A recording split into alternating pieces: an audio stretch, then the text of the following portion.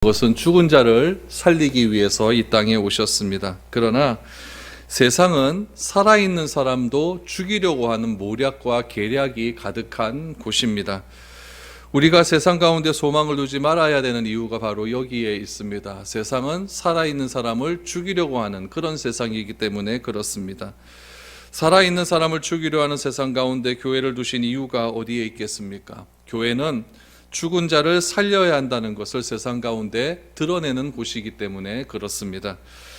예수님께서 38년 된 병자를 고치십니다. 날 때부터 앞을 보지 못하는 그런 맹인을 고쳐주셨습니다. 또 요한복음 11장에서 죽은 나사로를 살렸습니다. 왜 이런 표적을 행하셨을까요? 예수가 그리스도라는 사실을 많은 사람들에게 알리기 위함이었습니다. 예수님 자신이 구약에 예언된 메시아라는 사실을 증언하기 위해서 이런 일을 행하신 겁니다. 그러나 믿지 않으려고 작정한 사람들, 믿지 않으려고 결심한 사람들에게는 이런 표적이 아무런 의미가 없습니다. 나사로를 살리신 예수님, 그 예수님은 나사로를 살렸다라고 하는 그 이유 때문에 더 큰 궁지에 빠지게 되는 것을 오늘 보게 됩니다. 그런데 오늘 본문 말씀 통해서 참 놀라운 사실은 무엇이냐면 예수님께서 죽은 나사로를 살리심을 통해서 자신이 그리스도라는 사실을 드러냈음에도 불구하고 세상 사람들은, 특히 종교 지도자들은 예수님을 죽이려고 모의를 합니다. 그런데 하나님은 그 악한 자들의 모의를 통하여서 하나님의 놀라운 구원을 이루신다는 사실입니다. 이것이 얼마나 크고 놀라운지 모릅니다. 오늘 본문 말씀을 통해서 이 모략 속에 감추어진 하나님의 놀라운 은혜를 여러분들과 함께 살펴볼 수 있기를 소망합니다. 우리 45절, 46절을 한번 보시기 바랍니다. 마리아에게 와서 예수께서 하신 일을 본 많은 유대인이 그를 믿었으나 그 중에 어떤 자는 바리새인들에게 가서 예수께서 하신 일을 알리니라.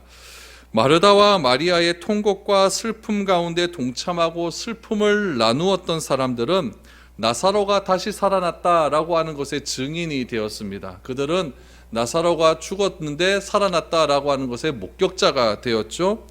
돌물을 굴러내고 나사로를 향해 나오라라고 하는 외침 속에서 나사로가 그렇게 나왔을 때에 사람들의 반응은 어떠했을까요? 놀라움을 금치 못했을 것입니다. 여러분들도 죽었다 생각해서 발인 예배 드리는데 그 사람이 갑자기 관을 열고 뛰어나오면 얼마나 놀랐겠습니까? 이거는 여러분 우리가 상상하지 못하는 그런 놀라움이었을 것입니다. 많은 사람들은 이런 사실을 보면서 예수가 그리스도가 맞구나라는 것을 믿었을 것입니다. 그러나 오늘 46절 말씀에는 그 중에 어떤 자는 어떤 일을 했는가? 바리새인들에 가서 예수께서 하신 일을 알렸다라고 증언을 하고 있습니다. 나사로의 죽음 속에서 예수님께서 나사로를 살리신 사건을 통해서 예수가 그리스도라는 사실을 어떤 사람은 믿었지만 믿지 않기로 작정한 사람은 오히려 그것을 바리새인들에게 알리는 기회로 삼았습니다. 예수의 지명도가 자꾸 올라갑니다.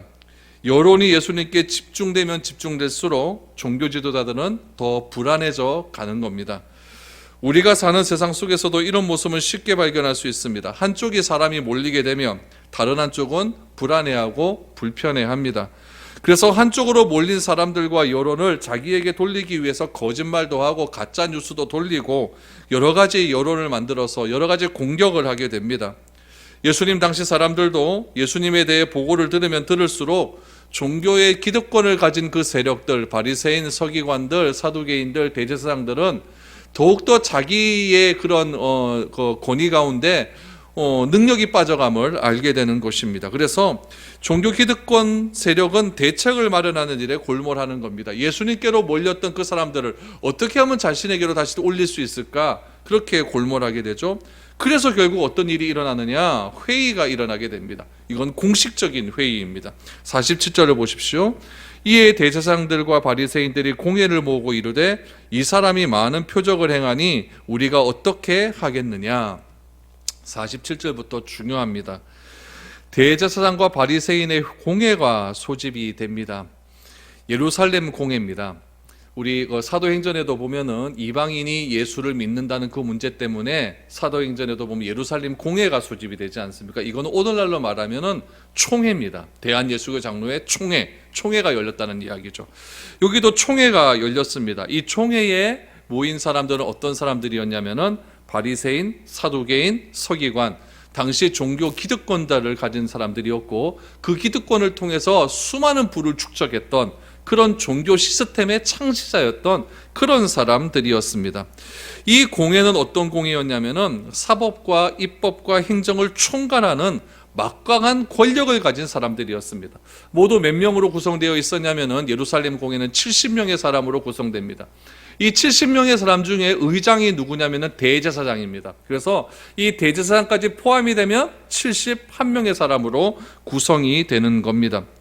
로마 정부는 이들에게 행정 자치권을 부여해 주었습니다. 그런데 무엇만 부여하지 않았냐면 모든 것들은 이 공회를 통해서 유대인들을 다스리게 했는데 사형권만 부여하지 않았습니다. 그래서 예수님도 십자가를 지시기 위해서 잡혀가지 않습니까?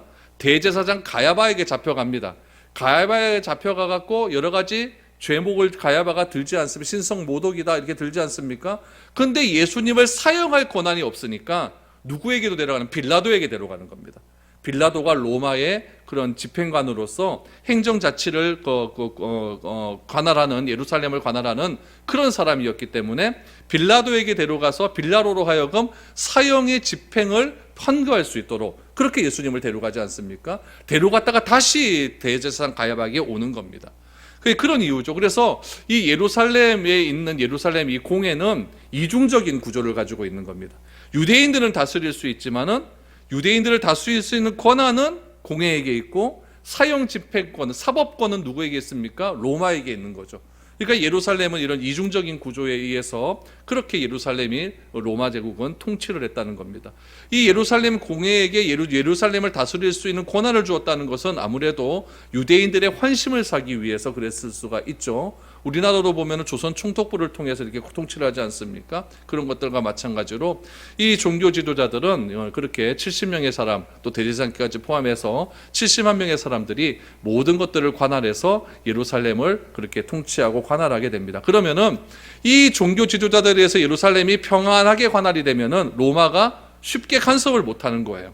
간섭을 못하게 되죠. 그런데 만약에 이런 행정권들이 남용이 되어서 막 밀란이 일어나고 폭동이 일어나게 되면은 로마의 정부에서 사람들이 와서 관여를 하게 되는 거죠. 그래서 사도행전에 보면 어떤 일들이 있냐면은 예루살렘에 유월절이 되어서 사람들이 많이 몰리지 않습니까? 그러니까 로마 정부에서 밀란이 일어날까 봐 두려운 거예요. 두려워서 가이사라 빌립보, 지중해 저 끝에 있는 가이사라 빌립보에서 사람을 파견하잖아요. 파견을 해서 그것을 한번 보고 다시 돌아가는 일들이 사도행전에 보면은 그렇게 기록이 되어 있습니다. 오늘 본문에는 그런 관점에서 여러분들 이해하시면 좋습니다. 대제사장들과 바리새인들이 공회를 모았다. 이거는 공식적인 의결이 이제 문제가 제기가 되었다는 거죠. 그 문제가 무엇이냐? 47절에 보니까 이 사람이 많은 표적을 행하니 우리가 어떻게 하겠느냐라는 거죠. 이 사람이 많은 표적을 행하니 우리가 어떻게 해야 되느냐? 이 말이 담고 있는 구체적인 의미는 무엇이냐면은 예수님으로 인하여서 많은 사람들이 따르고 있는데 그동안 왜 우리가 아무 조치를 안 했느냐라고 하는 그런 자책의 소리가 컸다는 이야기죠. 그래서 지금이라도 대책을 간구해서 더 이상 사람들이 예수님을 따르지 않도록 해야 된다 라고 하는 의결이 지금 제시가 된 겁니다.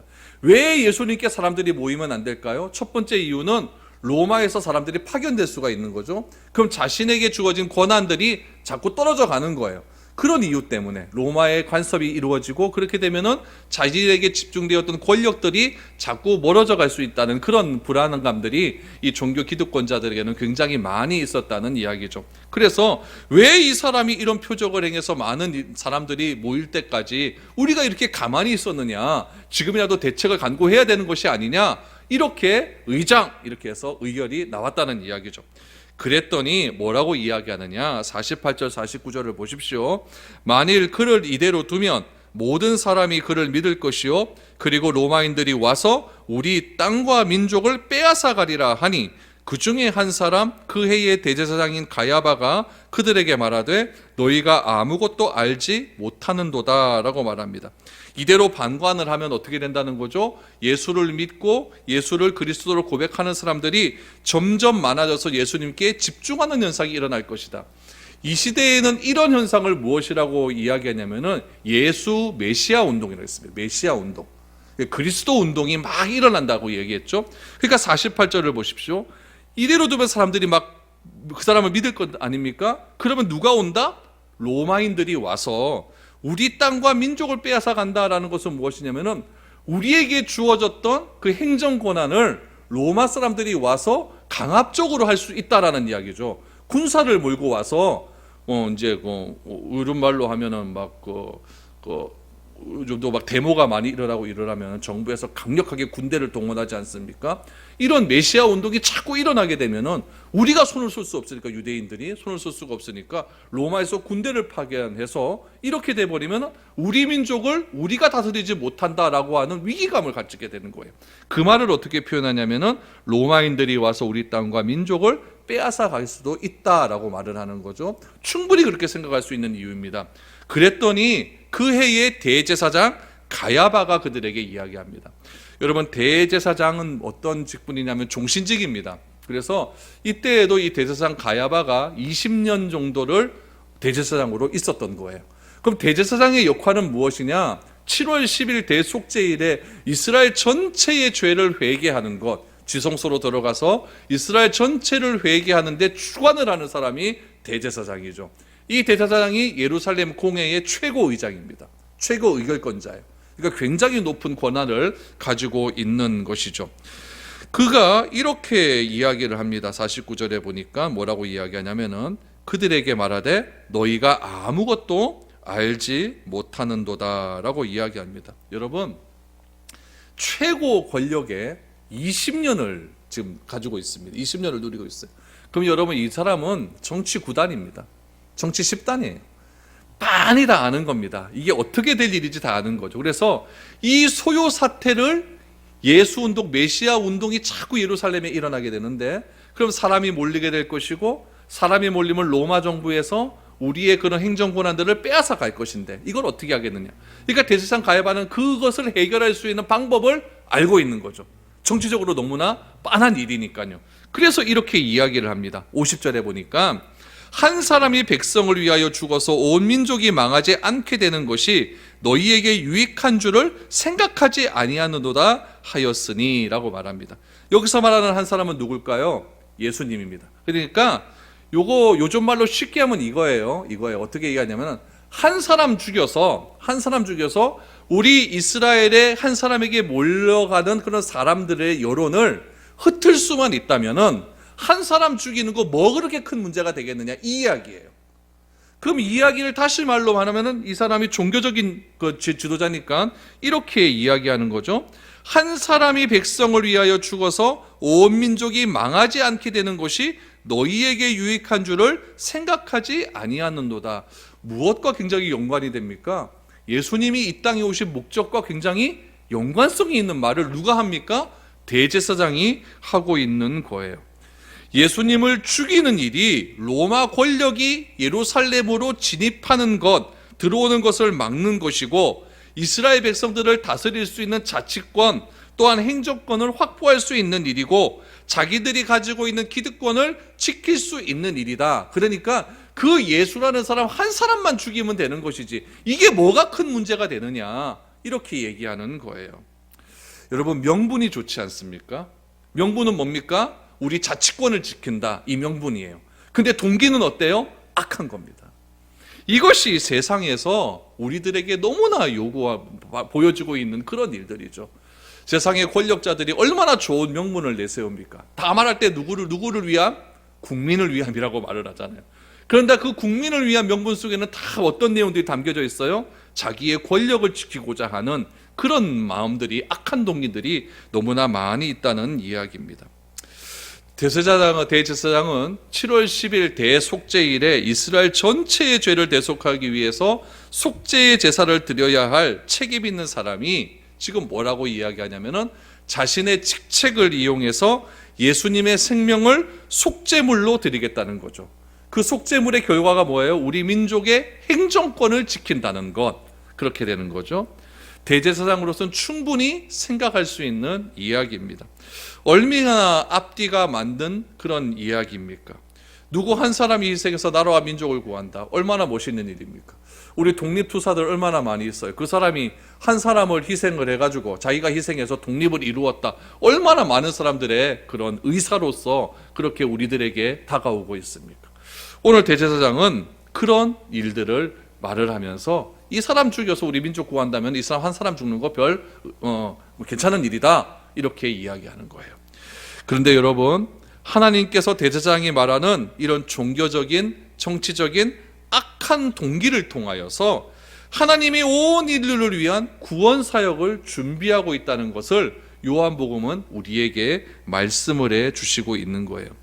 여러분, 사도 요한이 요한복음을 기록하면서 우리에게 들려주고자 하는 역설이에요.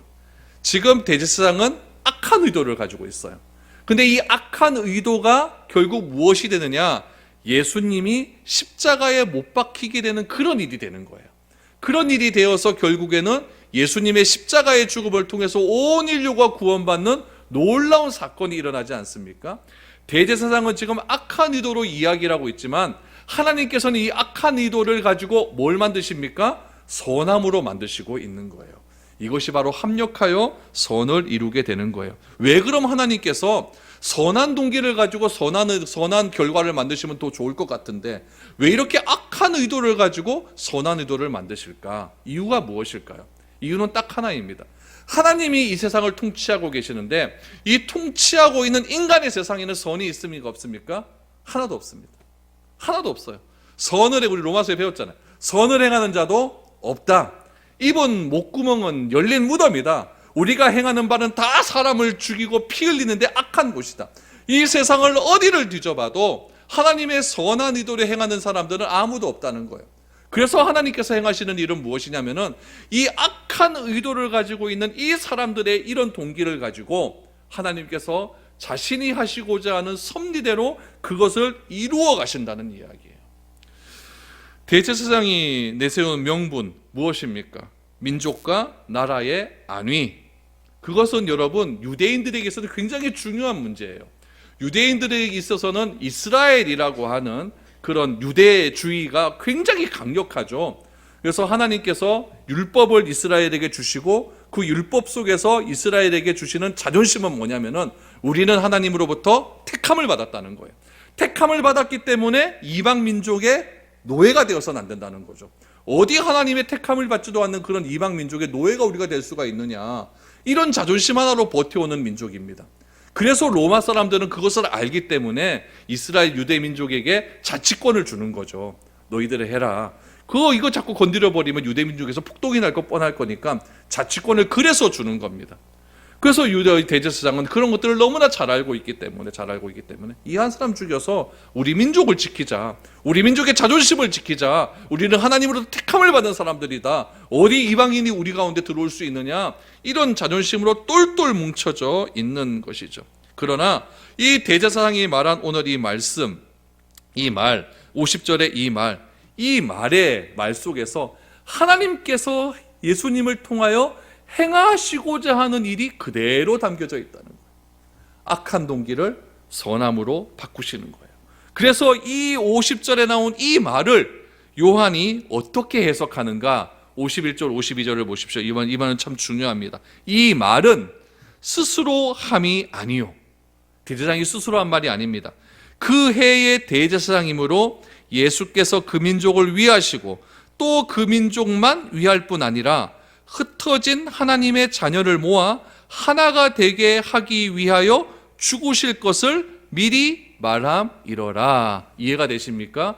비록 대제사장에 의해서 악한 의도로 말을 한 내용이었지만은 하나님께서는 그 악한 의도를 온 민족이 하나님 안에서 하나가 되게 하는 그런 의도로 만드신다. 유대인뿐만 아니라 흩어져 있는 모든 이방인들도 예수 그리스도 안에서 하나가 되게 하기 위해서 미리 대제사장 입을 통해서 말씀하신 사건이다 라고 말하고 있는 것입니다. 여러분, 이러한 일들은 우리가 신약 성경에서도 많이 찾아볼 수가 있어요. 가이사라 빌립보에서 사람들이 나를 누구라 하느냐 그랬더니 베드로가 뭐라고 이야기하냐면 주는 그리스도시요 살아계신 하나님의 아들입니다 그랬어요. 그랬더니 이 베드로의 고백이 베드로가 뭐 알아서 이렇게 얘기했을까요? 그건 아니에요. 예수님께서도 말씀하시지 않습니까? 그것은 네가 한 말이 아니다. 하나님께서 너에게 알려줘서 하신 말씀이다 라고 말을 합니다. 베드로에게 왜 알지도 못하는 이런 말들을 베드로 입을 통해서 말하게 하셨을까요? 이유는 딱 하나죠. 오고 가는 많은 세대가 이 베드로의 말을 듣고 예수님은 하나님의 아들이다, 예수님은 그리스도라는 사실을 증거하기 위해서 누구를 사용하신 겁니까? 베드로를 사용하셔서 이렇게 말씀을 하셨다는 거예요. 마찬가지로 대제사장 가야바의 명분은 자신의 분노가 가득 차 있습니다. 대제사장 가야바는 어떻게 해서든 자신의 권력을 지키고자 하는 그런 악한 의도가 가득 차 있습니다. 이 사람 하나만 죽이면 나라가 살 건데, 이 사람 하나만 죽이면 내 자리를 지킬 수 있을 것인데, 이 사람 하나만 죽이면 로마 정부에게 우리가 잘 보일 수 있을 것인데, 이런 악한 의도로 가득 차 있는데, 그의 악한 말을 통하여서도 누구는 일하시냐? 하나님은 일하신다는 거예요. 어떻게 일하시냐? 선하게 일하시는 거예요. 그래서 여러분, 우리들도 이런 일을 경험할 때가 있어요.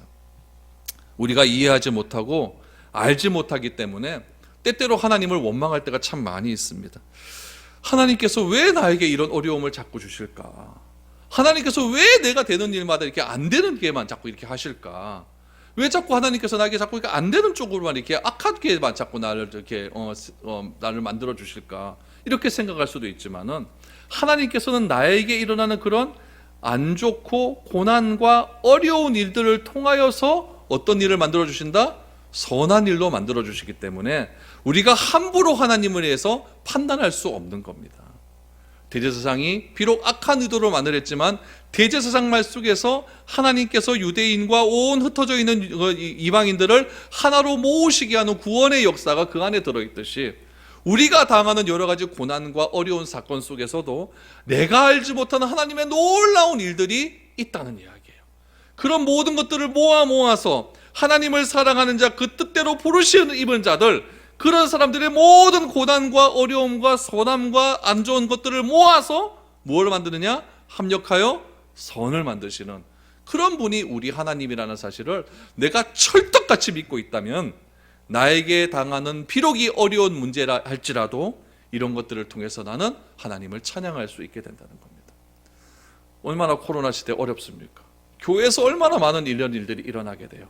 그러나 하나님, 이 일을 통해서 하나님께서 우리에게 말씀하시는 것이 분명히 있을 줄 압니다. 하나님, 그것을 알 수 있는 지혜를 주십시오. 그것을 알 수 있는 영적인 안목을 더하여 주십시오. 그것을 알 수 있도록 하나님, 그것을 알아서 많은 사람들에게 하나님을 드러낼 수 있는 능력을 나에게 주십시오. 이것이 이 코로나 시대에 우리 그리스도인들이 세상을 향하여 외칠 수 있는 외침이어야 한다는 것입니다.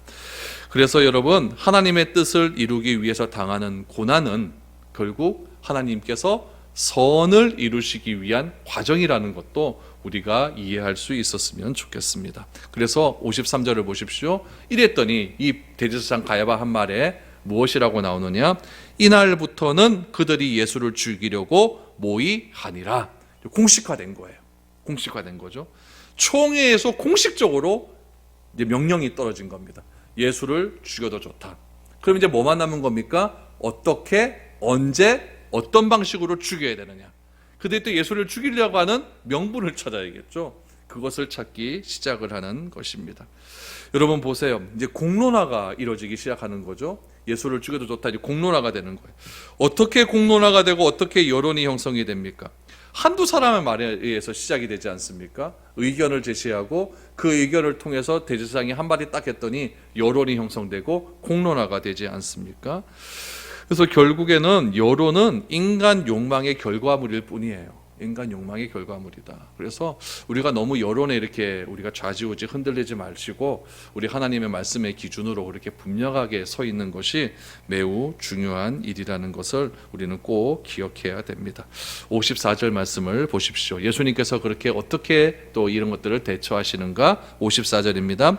그러므로 예수께서 다시 유대인 가운데 드러나게 다니지 아니하시고 거기를 떠나 빈들 가까운 곳인 에브라임이라는 동네에 가서 제자들과 함께 거기 머무르시니라 라고 말합니다. 이제 예수님을 죽이고자 하는 계획이 확정되었죠.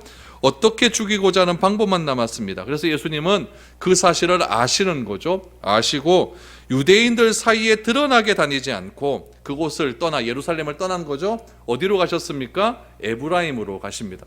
에브라임은 어느 쪽에 있냐면은 이스라엘에서 똑바로 올라갑니다. 예루살렘에서 똑바로 올라가면 실로라는 곳이 나와요.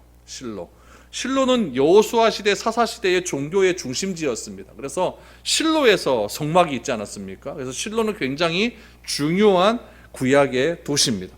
그 실로에서 서쪽으로 한 15km쯤 가면은 뭐가 있냐면 에브라임이 있어요. 근데 에브라임은 어떤 곳이냐면 이스라엘 중앙 산지에 있습니다. 그러니까 에브라임 산지라고 하는 말이 여호수아에 보면 많이 나오거든요.